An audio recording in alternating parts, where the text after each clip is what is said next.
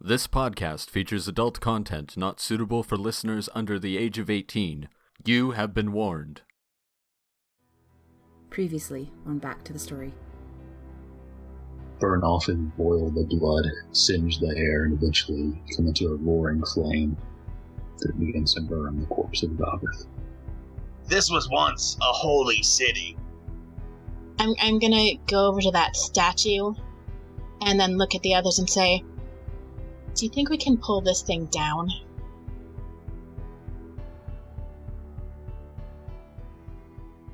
Probably from the depths of hell. Roger, you're back, so jumping back in, you guys have gone to sleep in your respective places, with Ball and Kalvyn sleeping in the basement of the armory of Lothburn Rook, waking up with the head to your side, smelling nasty, and dripping onto the floor. As the rest of you begin to make your way up to Lothburn Rook, entering into the courtyard of the fortress, seat of the Covenant guards of Embershore, and finding in the stables where you left them, no Ball or Kalvyn or head. Now, I'm sure there's a perfectly logical explanation for this, but I'm worried. Yeah. And as you're kind of looking around, figuring out what's going on, Kalvyn and Ball, y'all come out of the armory tower, dragging the head. Oh, there you are. I was worried for a moment. Worried about what? Well, we came here, and the first thing that we see is an empty stable, without you or Ball or the head. So, yeah, why did we move? Why would we be there? You were just somewhere that we didn't expect, is all. I believe Kalvyn is not used to sleeping outside. What are you trying to say there, buddy?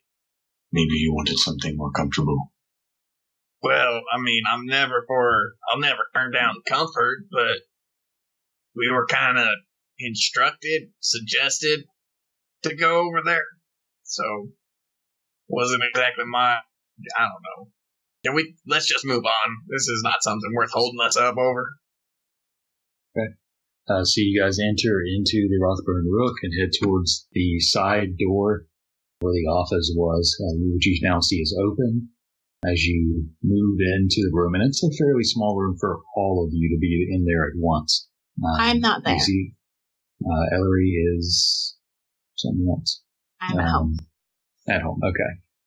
As you see the desk with the old man, balding hair, but otherwise clean shaven, he looks up from his desk as he's just like aligning his quill and his ink bottle and kind of straightening his paper, just getting ready for the day.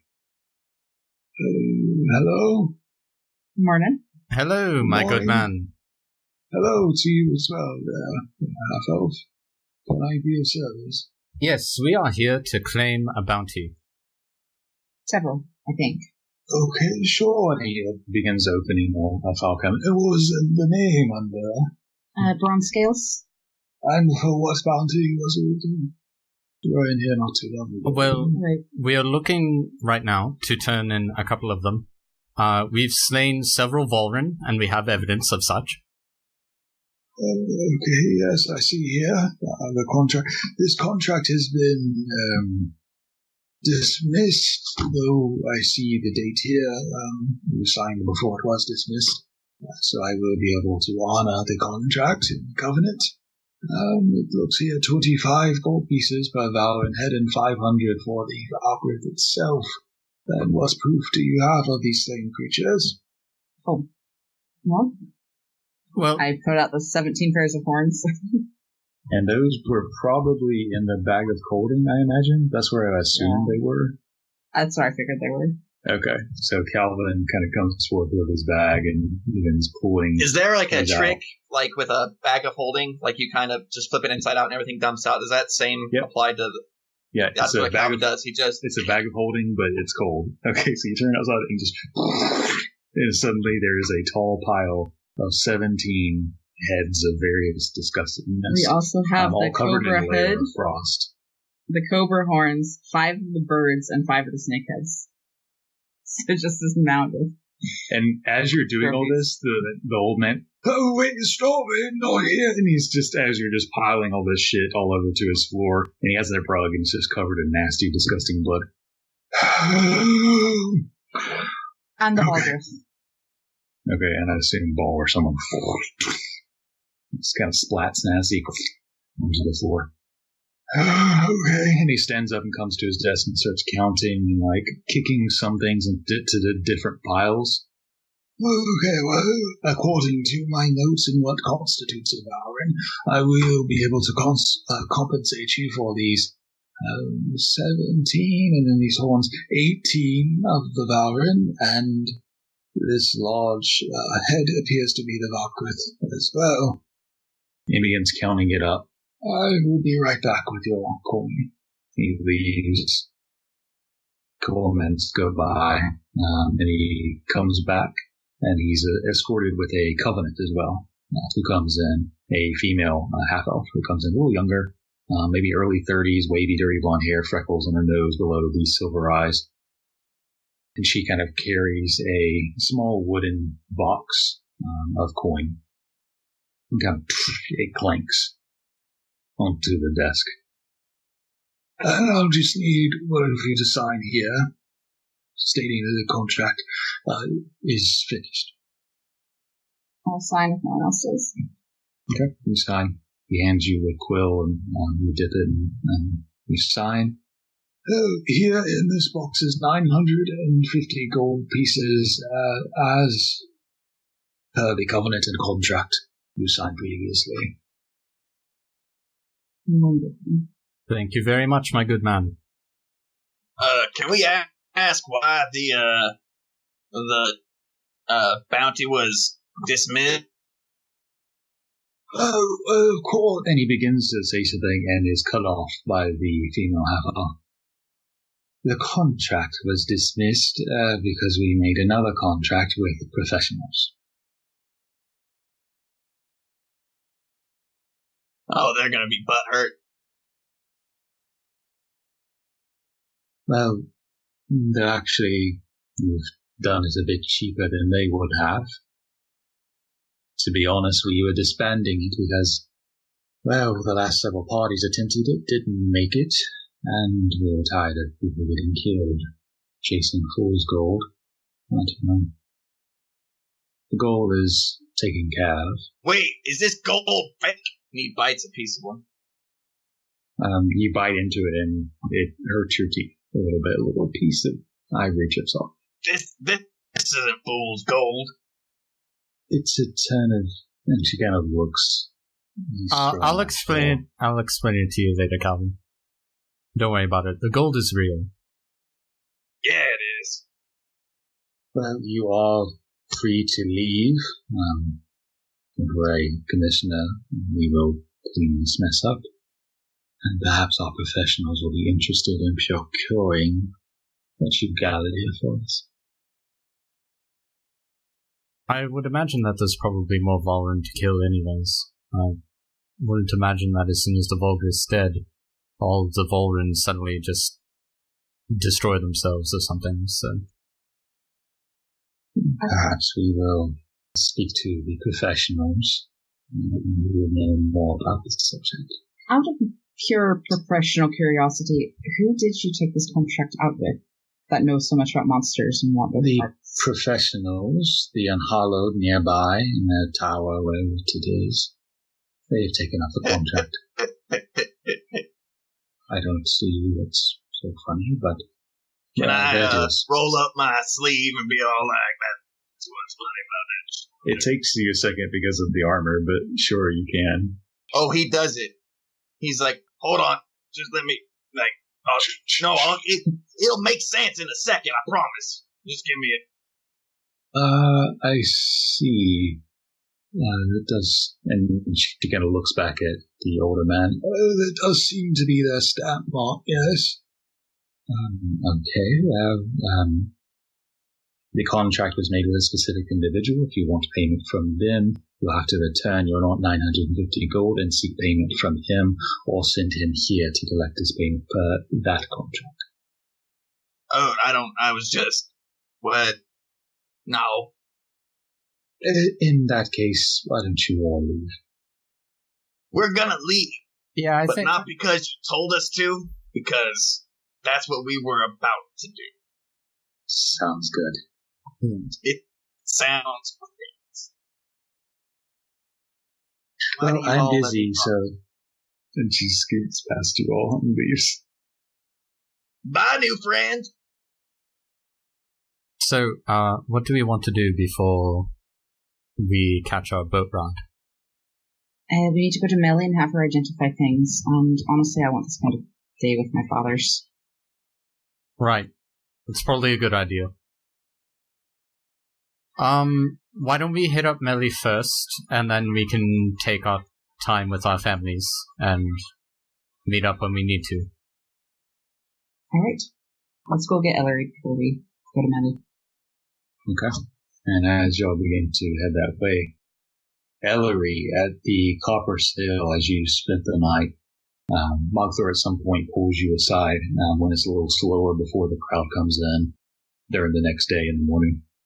I know you're going to be going for a while and you're leaving soon. I wanted to give you something. And he kind of shows you into his back office, and he pulls out this fabric, this vest, sort of darker cotton cloth, and then he slides it across to you. It's come in handy in my day, and you might need it more than I do. What is this? You can see the cloth. It looks like simple cotton, nothing fancy. It's finely made, but it's not fancy. Well, and he kind of smiles and then begins to show you on the inside, there's almost imperceivable stitching where there are tiny pockets. And he shows a few of them across the vest, and he pulls out these little locks and probes and various other tiny pieces and tools and strings and thieves' equipment that have been kind of secretly sewn into the vest. And you can effectively, with the vest, hold a few small items. And I'll give you the specifics of it, but they're hard to see the stitching, so you would really have to be looking close to notice these pockets. Nice. I was actually thinking of rigging up something like this myself, but I don't think I could have done something as well made as this. Well, I didn't do it myself. I had it commissioned, but a mutual friend of ours knows who to ask to get this sort of things done. You know, he's told me to send you his way once you return. I've had the barkeep knock on his door on his way here today. All right. But I have a few kegs to unload. Practice with it a few times. You'll see you can fit a few things secretly with it. Thank you. Welcome. And he gives you a hug before he I was going to give him a hug. Okay. Before he runs off, begins moving kegs and stuff. As the others are heading in that direction, Ezekiel, were you doing anything particular? As you're sort of separated? If we only have a day or so, I'll spend most of it just kind of taking a chance to be among the earth and nature before I have to be stuck on a boat for God knows how long. But as we get to the evening, I'll probably stalk outside the winery. Okay. So during the day, did you go outside of the city walls and just kind of hang out? Yeah, I left the city walls last night and I haven't gone back in. I'm not looking for everybody. I'm just meditating in the trees. Sure. So as you're meditating there, and the other group is heading towards the copper sail, Ellory, as you're waiting, the door opens and you see a familiar tiefling face. There you are. As he smiles at you, you see Voyage before you. Voyage, good to see you. Yeah, you as well, I understand. And he kind of gestures towards that side room. We might have some business to discuss. All right. So he leads you in, closes the door, and closes that little window towards the bar to where the people who ever rent out or have this special room can kind of have quick access to drinks. I understand you're heading to across the sea, stopping by White God and Western on the way there. That's the plan. Well, I need someone transported there, across the Seabourn to Whiteguard, and instead of paying someone else to do it, I thought I could pay you to do it. What are the details? Well, she's made a bad choice, a few bad choices, and some people want her deeper than Whiteguard.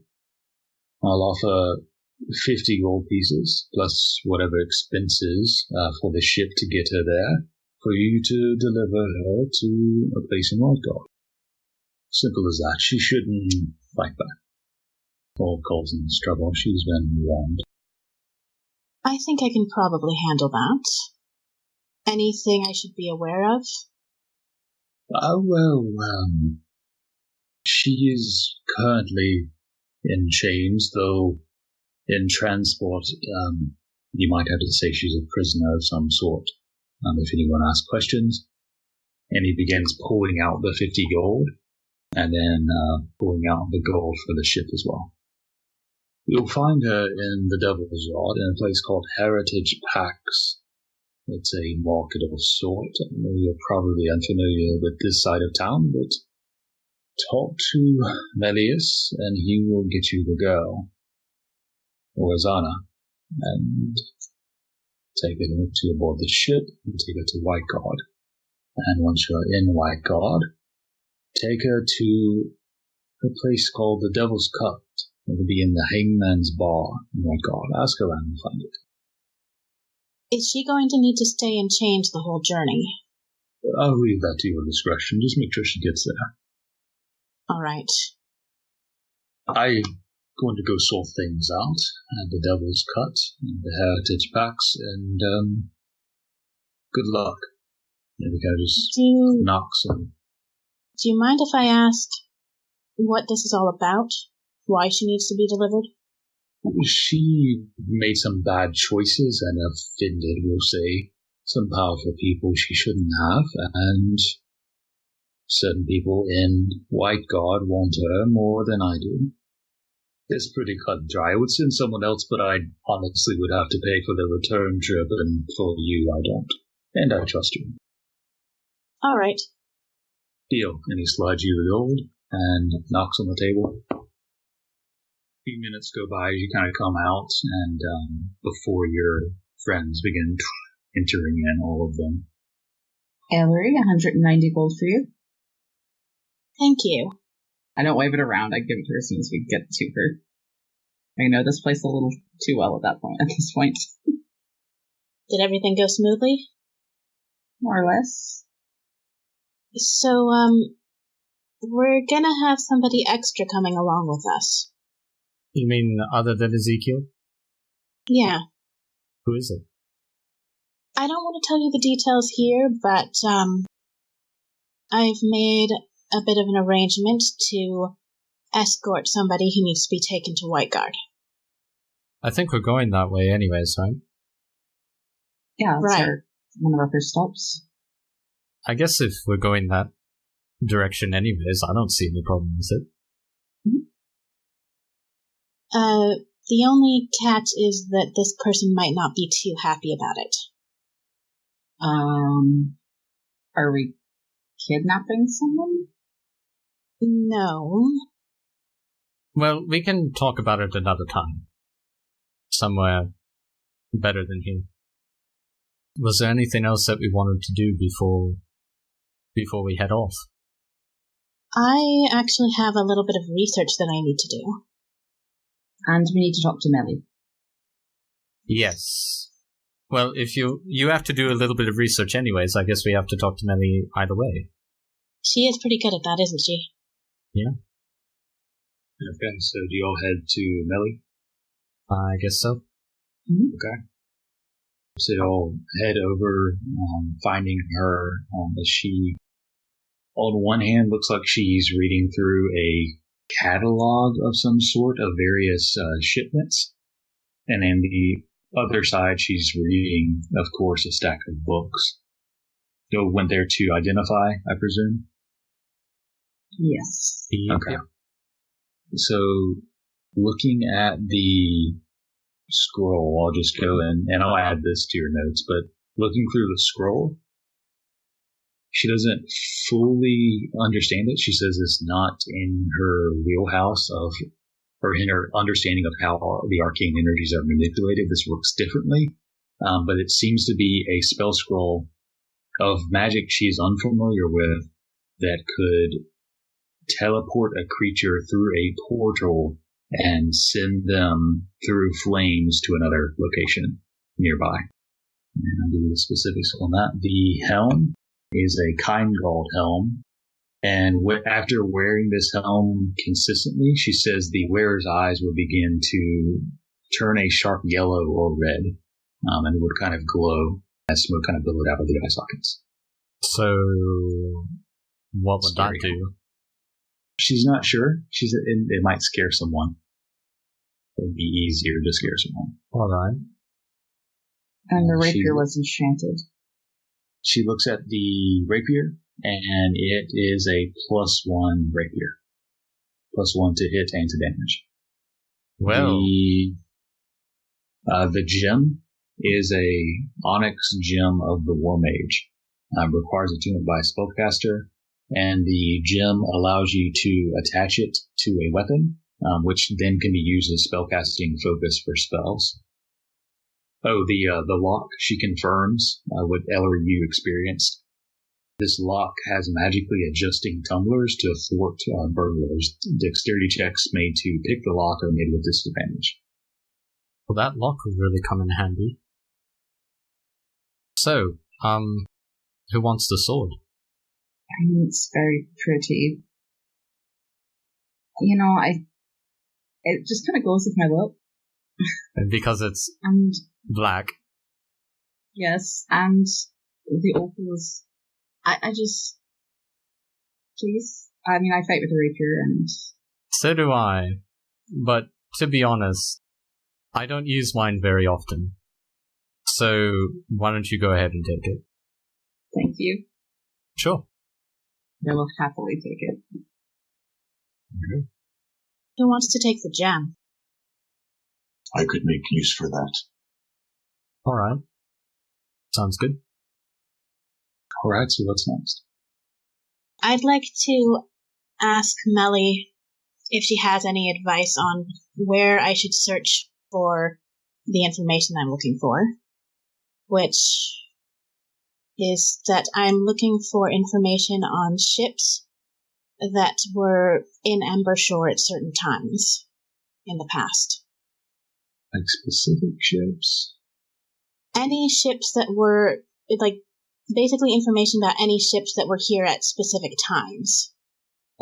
She says that the Nexus keeps a somewhat of a log of merchant ships that come in and out, and that might be the biggest. Otherwise, the Covenant or no one doesn't really keep the log of the ships. They just make sure they're not raiders. Okay. Well, then I guess I need to check there. She'll show you. She'll take a break from work and show you, and you can make an investigation check at advantage because she kind of knows. Okay. The sorting system for the exchange, the Nexus exchange, or the filing system, let's say. And I'm looking for 2 different time periods. One in the weeks leading up to when I was found as an infant, and the other around the time that Kel disappeared. Okay. Should I do separate checks for those? Or all together? Just do one check in this one. Okay.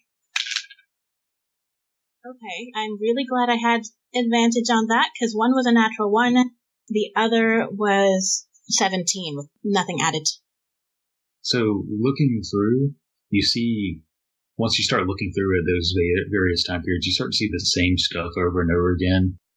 Dwarven ship from up north, golden elves from various other ports around North Hill as they travel. As you go forward in time, you start to see a few more human ships from Western, as it seems like trade kind of opens up a bit more. But you generally see those patterns. Every now and then you'll see a note on like a raider or some ship from the south, with strange descriptions of their inhabitants. covered in fur or sometimes covered in scales. So otherwise, for the childhood time period, it looks like it's the same kind of pattern. You see, about the time when Kel left, you notice there's a time period where the golden elves don't seem to, at least in those few couple years, there seem to be no golden elf ships. Seems to be a little out of the ordinary. There's a few dwarven ships that head back and forth either north or south from the dwarven settlements to the north. And there's a few human ships that head towards western and reportedly towards ports on the island as well beyond. But as you kind of finish your research up and begin to kind of think about what that might mean, the rest of you, were you guys doing anything in particular? Or were you just waiting on Ellory or spending time with your families? Or what was the game plan? Yeah, I want to just spend time with my family. Same. And I think while I'm doing that, I'll want to ask my parents about the animals. Okay, sure. The rest of y'all basically split to go be with your parents, as far as Kalvyn, Ball. Okay. So, did I find any specific ship names? For the childhood period, you find, there might be 15 ships or something. It seems like they fit the stereotypical pattern, nothing special. I'll say, you can find some names for the time where Kel left, more or less, and I'll give you those ship names in just a second. As you begin to leave and go just to spend time with your families, Melly brings you a small folder, manila envelope, and inside there are 4 scrolls. She says 3 are identify and 1 is grease. And she gives them to you. As Amsen, you go see your parents. You see Bjorn, as always, jumps up and begins to look you incessantly. Seems in good spirits, happy to see you again. The horse seems to be doing well as well. Fillmore and Donovan have kind of put it to use to pick up and move ingots from the harbor to the forge, just to quicken things up. Yeah. So with my mom, probably spend some time with her, sing some songs, do stuff like that. And then with Dad, spend time with him and ask him what he suggests that I should do regarding Bjorn and Fernal. Well, with Fernal, you could take him on the ship. I'm not sure if the ship's big enough. You might want to leave him here. The dog, though, you're welcome to take him. He seems to like you best. The only reason why I'm asking is that I'm going to be gone for a long time. And, we'd be happy to have your company if you want to keep me here. Give us something to remind you of. Give you something to come back for. Other than you, of course. I'll make you something. And he gives you a small folded piece of parchment. Your mother helped me figure out how to do it, and the specifications on the gauge, but I was able to stretch out the wire. And he gives you an extra set of loop strings. Awesome. Do they look well made, or? They look decent. Yeah, they look decent actually. And these strings are kind of hard to. Not every general store has loop strings, so considering that, they're pretty well made. And your mother knows loop strings, so she was able to get him to make them to the right thickness. They're a little thicker than the ones you have on there, but they will definitely work. Alright. I'll, guess I should replace these then. Yeah. Thank you. He kind of nods, and you spend some more time with them, and then later when you're spending time with your mother, singing songs and stuff, when you kind of wrap up, she, Hugo left this, and she hands you a piece of paper. As you unfold and look at it, at the top it says Hugo's Lullaby. And you see there are horizontal thin lines and vertical thick bars. You see drips of black ink that form notes, and it's a piece of music. You begin to read through it, and you can already tell it's sort of a low, drolling song that seems to swing back and forth. And then as you kind of hear it in your head and begin to maybe even hum the notes, you can see each note begins to light up. And you can feel, similar to how you cast spells, you can feel the arcane energy building as the song progresses, and you feel the paper begin to almost tear itself apart if you were to finish the song. Flipping it on the back, you see words written, scrawled quickly, haphazardly in cursive script. Amsen, I'm heading west. Keep telling stories, keep writing songs. Hopefully I'll write one about my journey when I head back east. And that's it, signed Hugo. Oh, Hugo. It's good. And so you have your lute strings and your song. Kalvyn, as you head back to your farm and begin to spend time with Klein and Victoria and your brothers and sisters, eat hearty potatoes and meats and rice and food that your family hunted themselves or grew themselves. When it gets down to the end of the night and you're having a few drinks with your father, he brings out 2 bottles. He says one is a bottle of aged rye whiskey. The other one is a bottle of habanero tequila. You can see a hot pepper floating in the bottle. Your mother brings out a wrapped in sort of wax meat paper, 15 rations of various dried meats, vegetables, fruits, etc. This is unnecessary. I don't need this. Well, I figured you might be able to use it and have a drink or two along the way.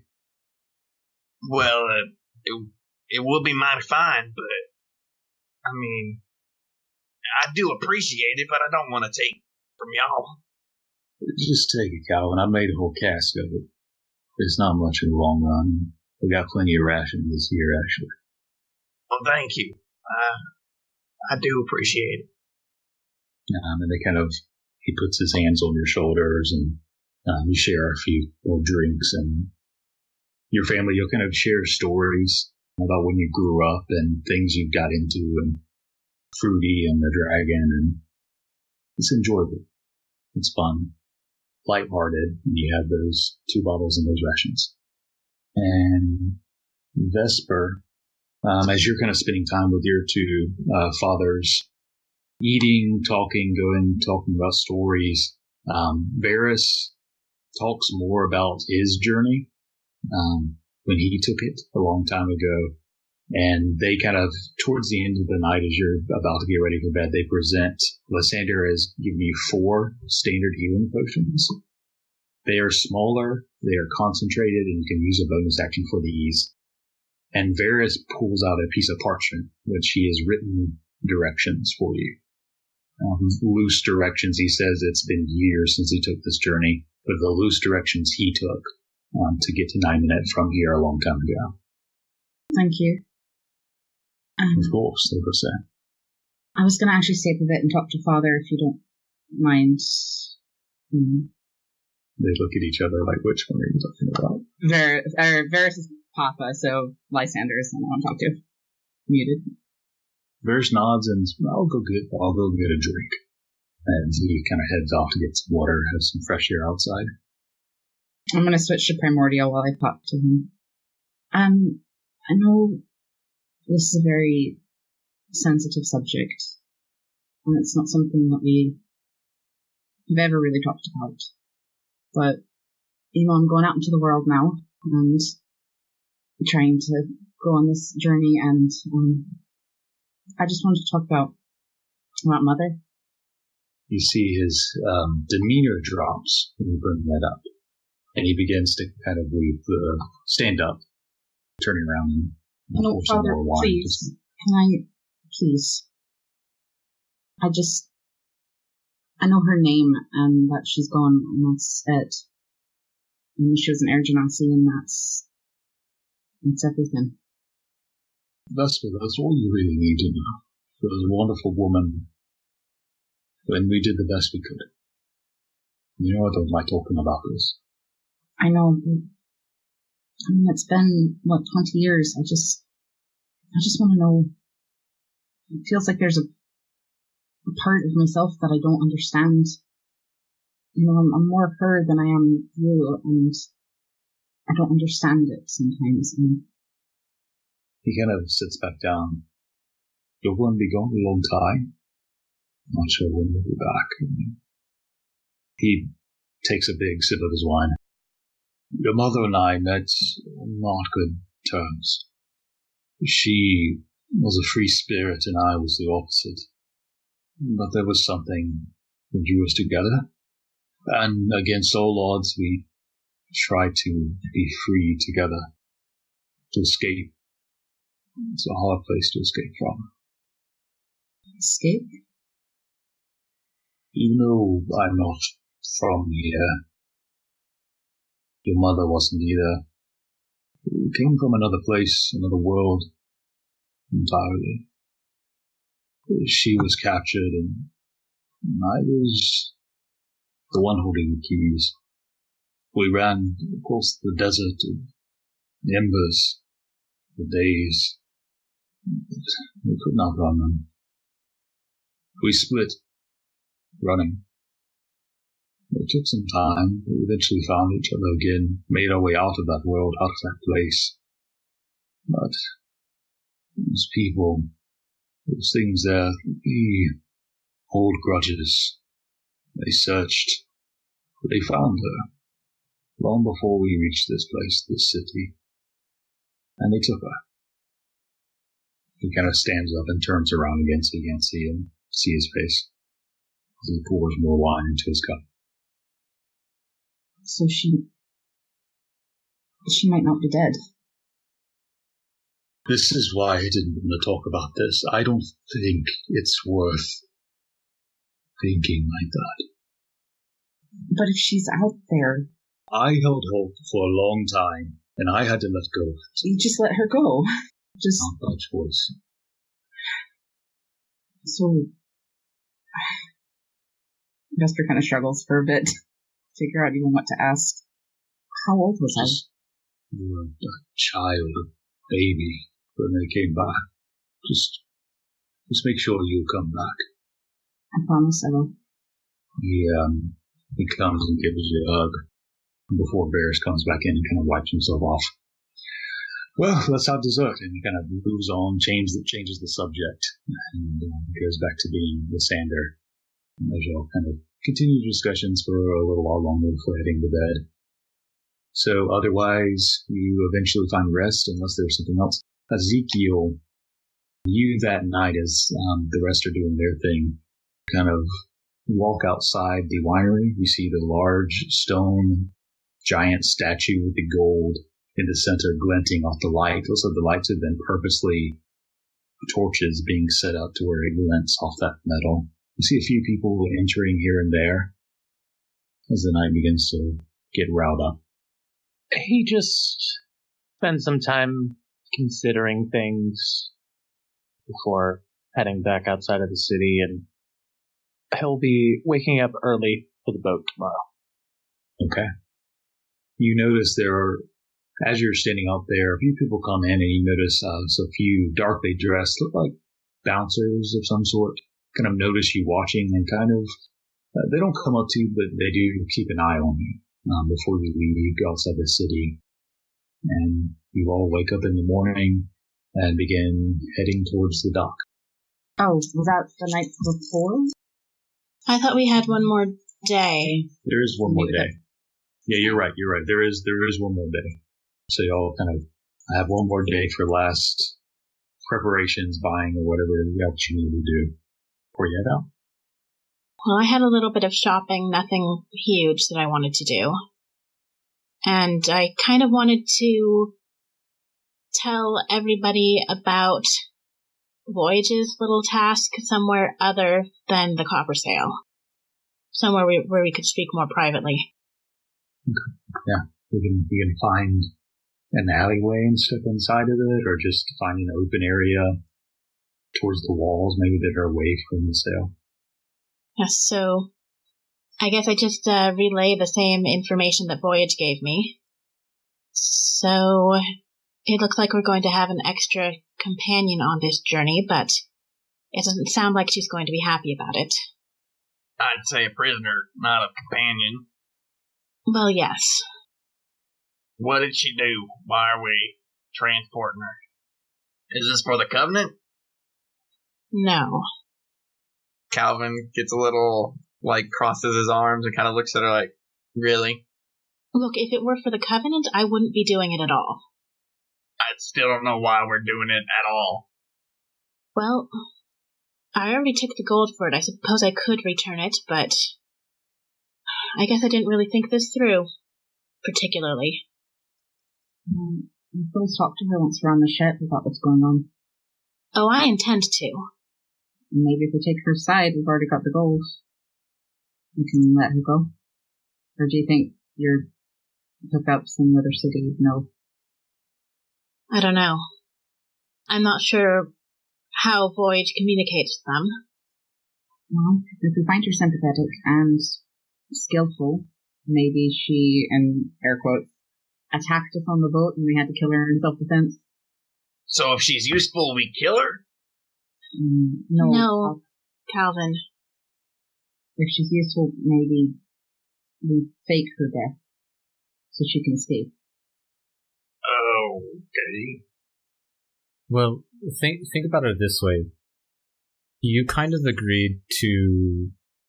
You agreed to escort somebody to a city that we've never been. And this person has been detained by this person that you contacted, or contacted you, or whatever. And we have no idea why she is being taken against her will. I think that this is probably an opportunity for us to find out why. And I guess what Vesper is saying is that if she is unjustly imprisoned, then we might have a chance to do something right, with your contact being none the wiser. I think we can figure that out when we get to it. But either way, Voyage was going to find somebody to transport her there. Yeah. One way or another, whether it was me or somebody else. I guess the question is then that I think we'll have to figure out on our trip there is whether or not she truly deserves this, and if she does, what are we going to do about it? And if she doesn't, how are we going to make sure that Voyage's contacts are maybe not satisfied, but believe it? Well, we'll have the whole trip to figure it out. We will have quite a trip to figure it out, but I'm simply laying those questions out so that we know what to think of while we have the time. Either way, I'm hoping... Well, I don't much like the idea of keeping somebody in chains for a voyage across the sea. So, to be I'm fair, hoping that she is friendly enough that we can give her at least the freedom of the ship. Yeah, I'm thinking that as long as she's not going to attack us, there isn't really anywhere she can go anyways. So, unless she's some sort of incredibly powerful spellcaster, which would have been nice to know beforehand. However, that's unlikely, I guess. I don't know. Well, I did ask Voyage if there was anything else I needed to know, but he didn't say anything about anything like that. So, what does Kalvyn's face look like right now? It's resting bitch face. Kalvyn, how about we gather some information about this whole thing? Find out why she got in trouble, who she got in trouble with, and maybe in a sense be a jury in this situation? Hypothetically speaking, if we find her to be guilty, who are we turning her into? Oh, that's another good question. Did I get an actual name of who I'd be giving her to? Nope. We were still the Devil's Cut in Hangman's Bar. I know a place, but no names yet. And I'm assuming the place is a place of law or an order. Yeah, let's go with that. Well, okay then.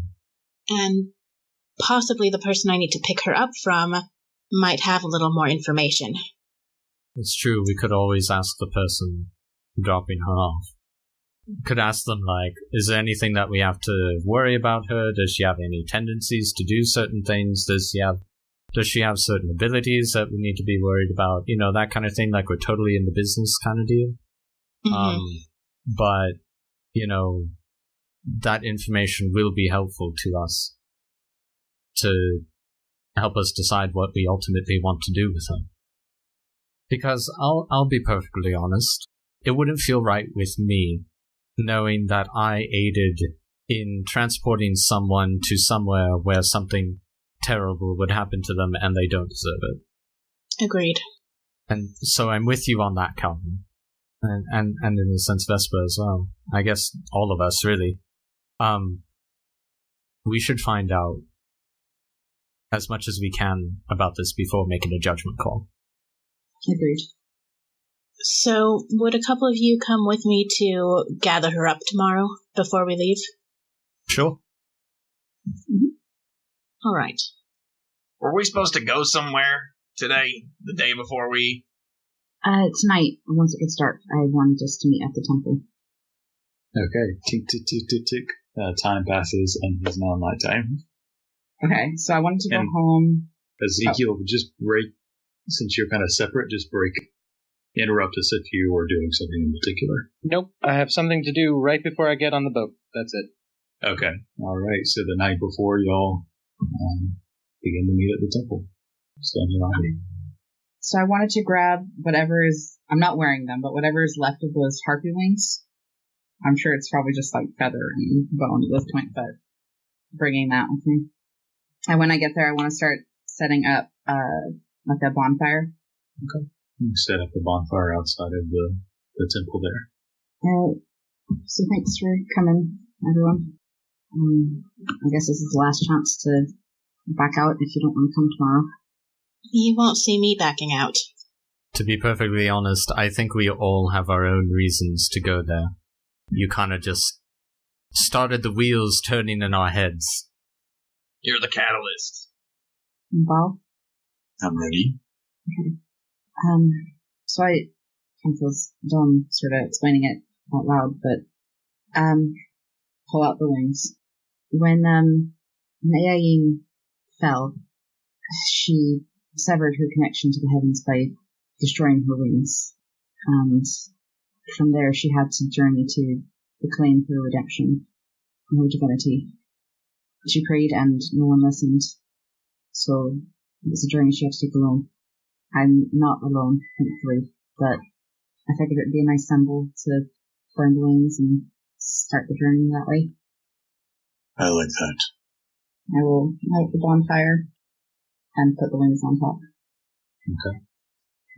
And as you place them, these wings are years old from one of your first journeys out into the wilderness together.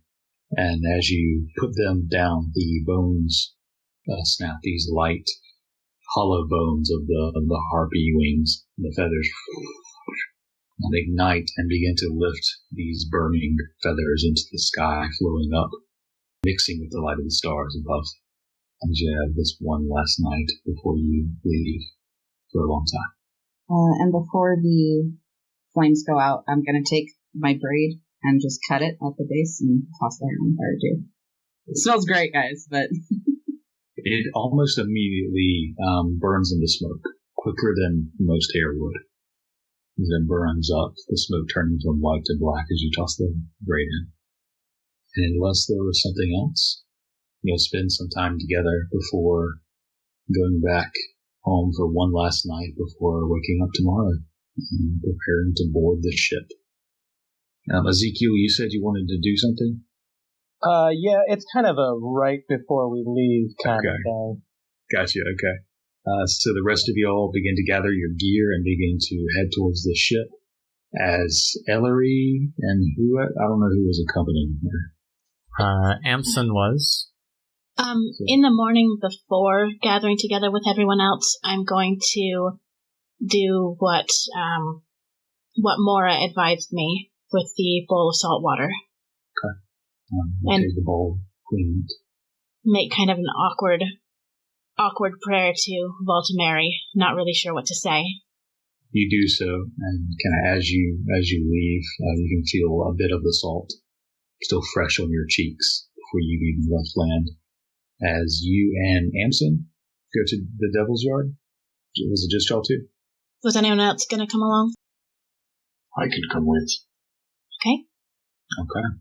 Whoever ends up doing, which sounds like it's Ellory, Amsen, and Ball right now, head to the Devil's Yard. You get directions. This is a place you've never been to before. Growing up here, you have been warned not to go. And as you come closer, you can see there is almost a distinct line. And you see there are Covenant that are kind of being posted and are looking into the yard, which is just an area of town that almost has a separate wooden wall almost separating it from the rest of the city. The Covenant see you approaching. Tread lightly if you enter. There's no Covenant in there. As you'll nod, you walk by and enter into this neighborhood of Embershore filled with tieflings. You can see tieflings heading this way and that. You see tiefling children chasing each other with wooden swords or trying to carry carts or vegetables for their various parents or whoever it is. And you enter into this place where you are unfamiliar, looking for a particular place. And you can tell the tieflings are looking at you now as they're passing on their way, clearly fish out of water. So I look around for the place we're supposed to go, which is Heritage Pacts. Okay. Looking around, you see what looks like a tavern. The sign on it says Oblivion. You see what looks like to be some sort of cafe, maybe. You see a few houses. You don't immediately see any place called Heritage Pacts. Did you want to just walk through the neighborhood, or how did you want to try to find it? I think I will...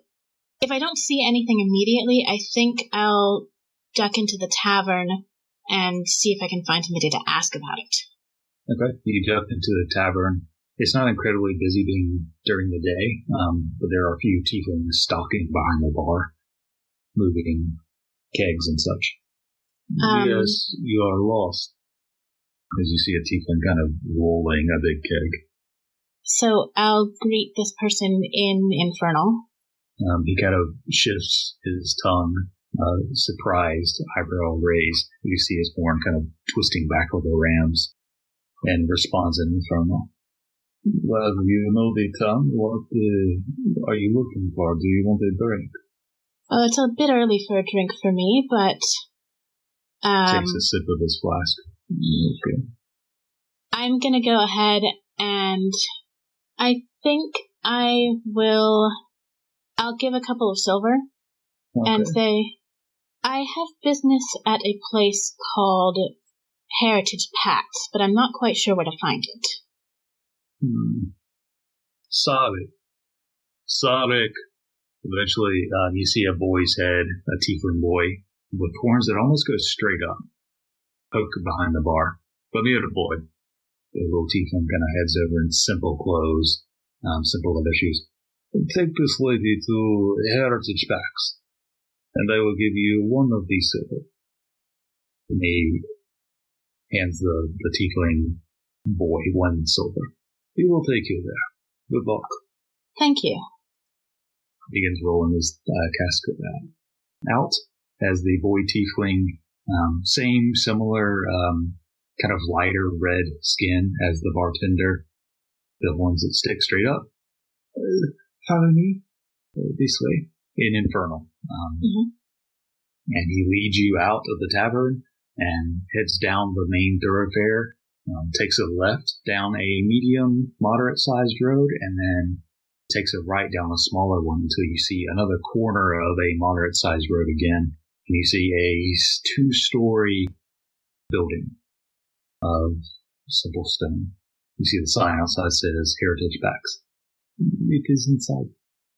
And he holds his hand out for you. Expecting more.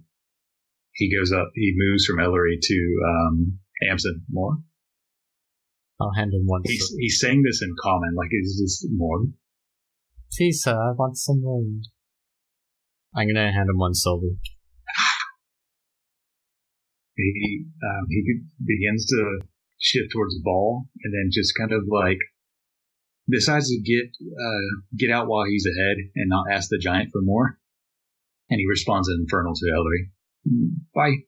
And runs off into the crowd of tieflings moving this way and that. The whole travel, you've been sort of the center of attention.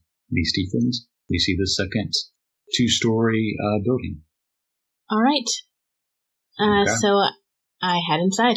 Okay, so entering inside, you see on this first floor, you see stairs that go up to a second floor, and you see a desk and a few chairs set up where you would kind of face the desk. Behind the desk, you see a thinner tiefling, and behind him, you see another one. The thinner tiefling, you see a male tiefling, tall, slender, lanky tiefling of solid, inky black skin. He smiles as you enter, and he has sort of these yellowish fangs. Are any of you 3 proficient in religion? Being bald, Yes. If you are proficient, go ahead and give me a religion check. He has spikes around his forehead. It's not just 1 or 2 horns, but he has like 6 spikes that go around the temple of his head. Just a 7 for ball. Okay. You see this, you see he's wearing fine, elegant clothing and a lot of jewelry. There's like 2 chains, a few rings, a bracelet or 2. And he smiles as you enter and kind of claps and threads his fingers together as you enter. And smiles, and behind him you see a woman kind of adjust, as she's kind of sitting almost up on a crate. You see a female tiefling, tall, broad-shouldered, deep red-purple skin. She's wearing just a vest without sleeves, and she has 2 long horns that spread out horizontally before driving upwards like those of a bull. Loose, lightweight shawl over huge, thick, rippling muscles. Around her arm, she sees she's messing at it. She's pulling off what looks like a thorn, and she pulls off this thorny vine or root and kind of takes it off and takes another one as she's watching you and presses it into the skin of her arm. And as she does so, her eyes dilate, and you can see the veins pop out in her arms as she presses this thorn into her bicep. You can see marks on both of her biceps, scars from repeatedly doing this, apparently. Approaching the desk, you see the dark black tiefling. He says in Infernal. And I respond back in Infernal. Good morning. I was sent to speak with Melius Chain. That would be me, child. What can I help you with? Well, I'm supposed to deliver a passenger to Whiteguard. Who sent you? Voyage. Voyage, good. You must be who he told me about. Come with me. And he stands up and begins to walk back from his desk as you're guided behind the large tiefling, heading up the rear behind Ball, as he guides you downstairs into a basement. The basement has a long row of cages on each side, like a prison. You can see on the left there's a maybe 50s male. You see another sort of in his 30s male. You see a orc who looks in fighting shape. And you see a tall humanoid about the size of the orc, just covered in fur. On the other side, you see more prisoners. An old woman, a younger human female, and you see a pale, white-skinned, fairly tall but young-looking boy with dark hair, pale skin, and eyes that glow gold. I'm very, very tense as we're walking through here. You can see they're all in locked cages, and each of them has a shackle either on their foot or their wrist that binds them to a wall within their cage. And Melius' chain leads you to the back to another cage where you see a wood elf. Dark brown hair, deep hazel eyes as she looks up at you all. You can tell she was once beautiful, but just looks tired and worn down. Her belly swells as if a child, and she just looks broken, tired, as if she hasn't slept. And she looks up at you. Melius responds, "This is the one that you should take. Voyage has already made the arrangements for payment, and she is yours." Is there anything in particular I should know about her? She should not, as he looks at her, narrowing her eyes, give any more. She will not be in more problems with her. As he pulls out the key, opens up the cell, and step forward. Slave. Yeah, all of this is infernal as the wood elf kind of gets up, and he unlocks the chain from the wall. The manacles are not included, unfortunately. Undoes the chains for her wrist and hand. She was more bound than the others. This is all yours. Just be mindful, she, according to the Embershore law, she's not officially a slave once she leaves the Devil's Yard, unless she is accompanied by a tiefling. But otherwise, she is yours. Voyage has already paid for her. I just nod to him and kind of beckon to her to come with me.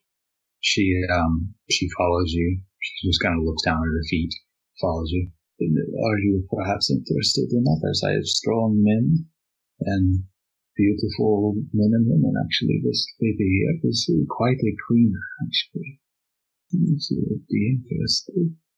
Possibly. What, For the lady, she would 75 gold. For the others, 125 for mostly orc, 150, the bugbear, 200, and this child here, as she points to the pale-skinned boy, 300. Yours for a lifetime. I'm afraid it's out of my budget for today, but you may see me later. Good, I hope. I like to make friends. Krylov, please escort these individuals out of here. I will finish it here. As he begins to get the chains, they unlock their, you all turn around and you see the broad, roided up from whatever black root this is she's dug into her bicep, turn and begin to lead you up the stairs and out. Leading you up and out, she leads you outside the door, and you're free to head back towards the harbor. I swear very quietly in Orcish after we leave the building. Okay. You leave, eventually heading out of the Devil's Yard. And then I'm holding on to Orsissus's elbow as we go. Okay. She doesn't seem to fight you at all.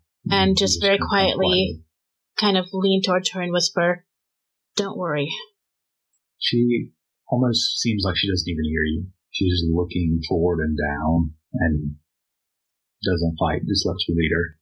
Y'all lead out of the Devil's Yard and then come towards the docks with her having gathered all of your equipment and gear and approach the ship. You see the ship has 3 masts, a slender but long ship. You can see as the waves come and go, the bottom half of it seems to be lined with small green pearlescent scales that have been attached to the bottom of it, of the skiff, as you see golden elves are loading onto various crates and goods as the gangplank has been dropped for the all to enter. Okay. And I assume Ezekiel is there as well. Actually, before I head to the boat, I am going to go to the courtyard outside the winery, and then I've got my armor and everything into my bag, which I'm just going to set on the ground, and I will take off my hood and my shirt so that anyone who walks past can see the kind of feathers on my back.